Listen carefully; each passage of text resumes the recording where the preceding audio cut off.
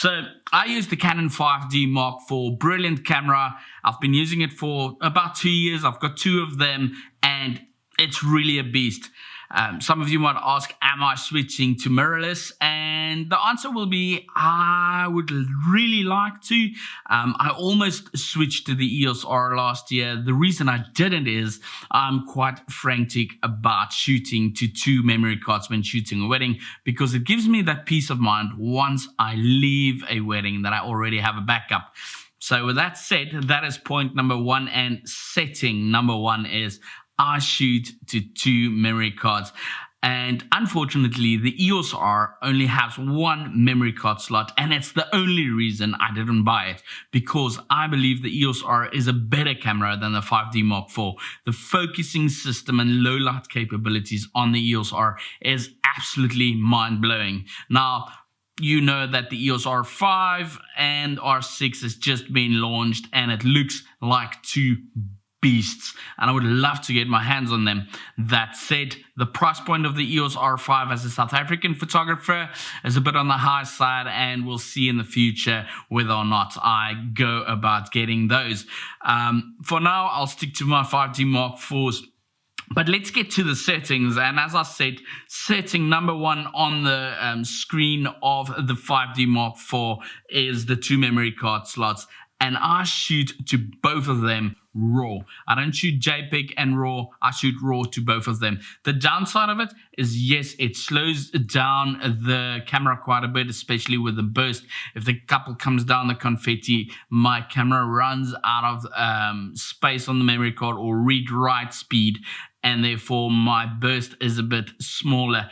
But I've learned to control it and shoot a bit less, but get the magic shots, and it doesn't bother me at all anymore. So what I do is I put the setting of my camera, and we'll maybe get to that again later, but I do the record separately function. Now, whether you're shooting Nikon, Sony, or whatever, obviously the settings will change slightly, or the naming of it will be slightly different.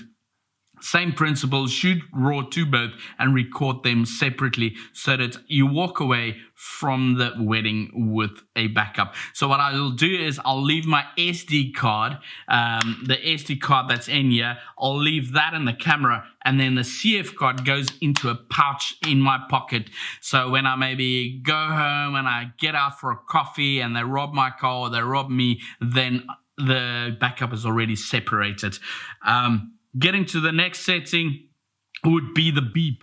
I've seen professional photographers in a church using the beep function. Guys, switch it off. It's disturbing and it makes you look like an amateur.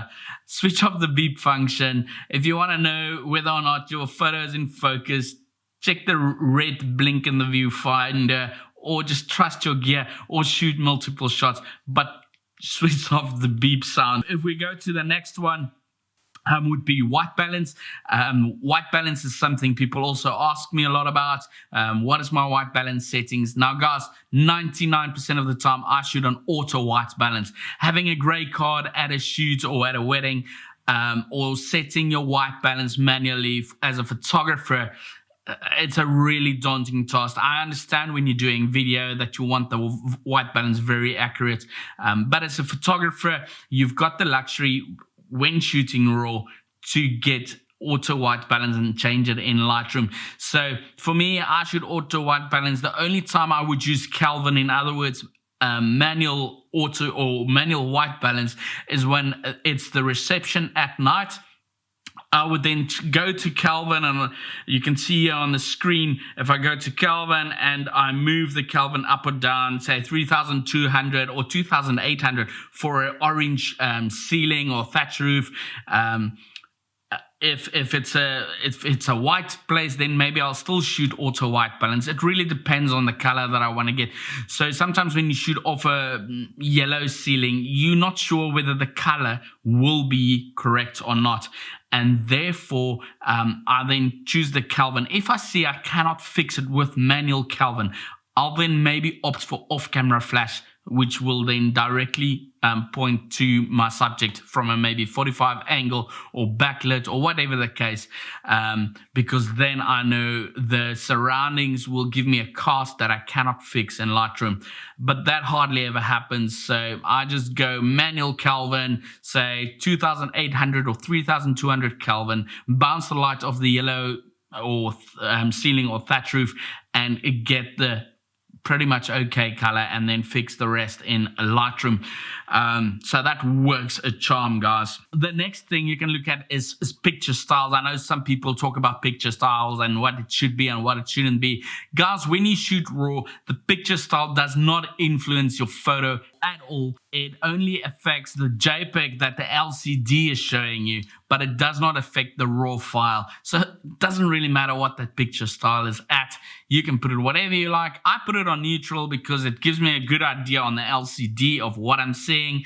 But then once it goes into Lightroom, it doesn't affect it. Two other settings that I do change on my camera when it comes to recording, and like I said before, is I do the record function when it comes to the two memory cards. I put it to record separately. And then one other thing that I do change is when viewing the image, I put it to auto rotate when on the PC. In other words, it does not rotate my image to the landscape. So if I shoot a portrait photo, the photo will show in portrait mode and not in horizontal mode, making it small. So it's nice to see it nice and big when you do take a portrait photo. And that's another thing that I change, and you can see it clearly on the screen where I do change it.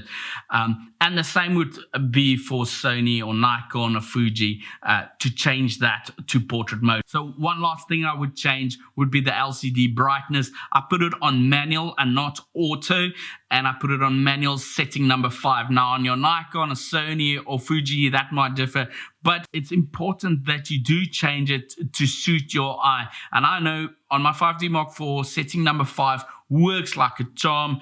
It gives me a good representation in sunlight to what I want to see. However, I also know that at night during reception time, the screen is a bit on the bright side, so I have to compensate. If I take it through the true value of what I see on the LCD screen and I go home, the photos might be actually underexposed because it looks so bright. So I know I have to almost slightly overexpose my images at night because of the screen being so bright. Or when you get at nighttime, you can lower the brightness of the LCD screen. That might be confusing, and you might find with a new shoot you forgot to put it up again, and then you get under or overexposed images. So rather leave it on one setting, but know at night you might have to compensate because it's a darker area and the LCD is quite bright. So the big question is, do I shoot manual or do I shoot in aperture priority? And I would like you guys to guess. Maybe put down in the comment box, what do you think? Do I shoot manual all the time, aperture priority? Maybe put a percentage there. Take a guess. I'll give you about 5 seconds. 3, 2, 1. So what did you guess? Well, the answer is I shoot aperture priority 99.9% of the time. And the reason being, it's easy. I've got this little wheel here that I can just shift up and down to change my exposure. I know if I shoot into the light, I can shoot maybe 1/3 or 2/3 overexposed in very bright light. I'll even shoot a stop overexposed when I shoot with the light. In other words, the sun is behind me and there's the couple. I'll shoot maybe 1/3 or maybe 2/3 underexposed depending on the brightness of the light. Aperture priority gives me the ability to engage with the couple and not worry too much about my settings. Do I know how to use manual? Yes, I know manual back to front, and I have no problem using it in a fast way, but aperture priority for me is just so much faster. I do use the manual function at reception during the evening when I use flash, because then I have more control with regards to the flash and everything else, and the light is constant, and I'm not shooting towards the sun and then away from the sun. The light is constant, and I can then just set my settings, whether it's like a 200th of a second or 1/25 of a second with a certain ISO and f-stop.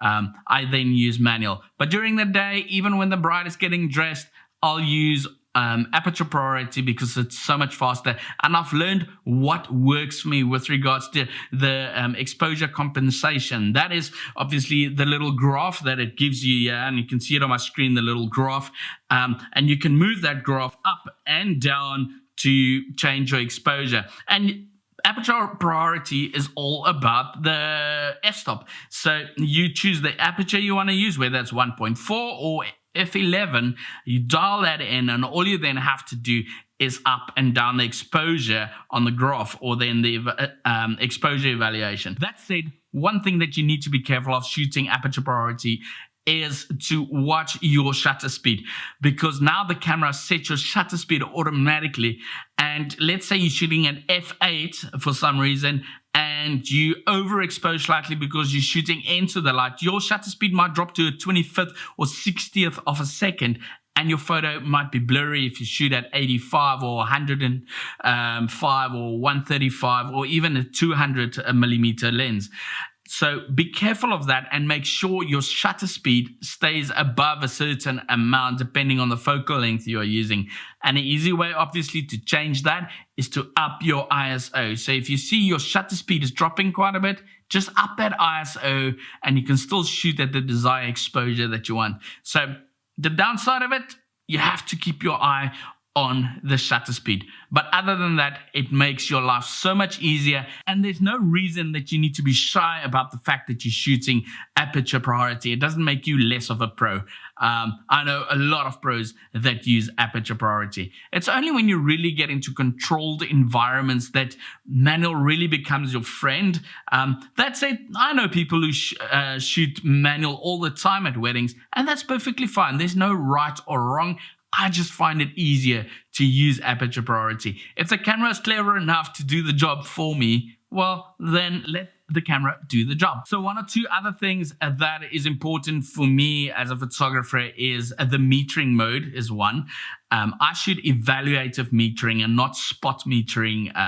So the reason for that is with spot metering, if you meter for my forehead and you're shooting into the light, your photo most probably, especially when shooting aperture priority, might be either completely underexposed or overexposed, and getting that perfect exposure is not so easy. It might be all over the place.